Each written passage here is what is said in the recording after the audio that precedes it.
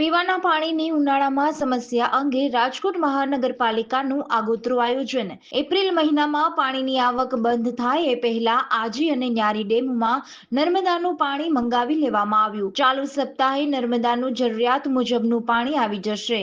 હાલ આજી અને ન્યારી ડેમમાં ઉપલબ્ધ જથ્થો એપ્રિલ મહિના સુધી ચાલે એ મુજબનો છે। ચોમાસા સુધી પાણીની ઘટ ન પડે એવી વ્યવસ્થા રાજકોટ મ્યુનિસિપલ કોર્પોરેશન દ્વારા કરવામાં આવી છે।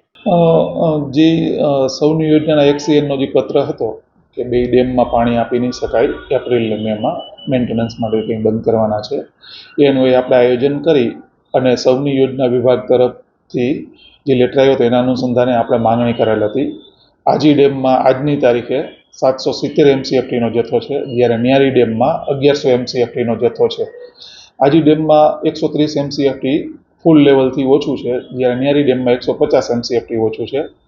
હવે આપણે માર્ચ એન્ડમાં બંધ થાય અને 1 એપ્રિલથી સપોઝ બંધ કેનાલ મેન્ટેનન્સ માટે બંધ કરે એ લોકો, તો આપણે ઘટ ન પડે તેથી પાછા આપણે સૌનીના એક્સીએન છે એમને માંગણી કરેલ છે કે માર્ચના પહેલા વીકમાં જે આજી અને ન્યારીમાં ઘટતો જથ્થો આપે, જેથી કરીને આપણે એપ્રિલ અને મે માસમાં તકલીફ ન પડે।